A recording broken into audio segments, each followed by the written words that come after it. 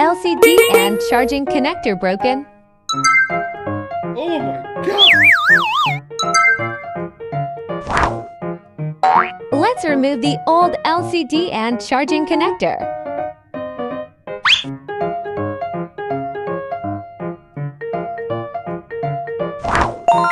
New LCD and charging connector.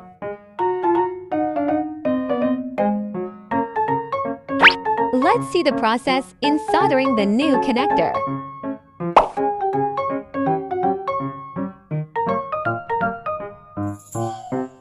Our work is neat and tidy.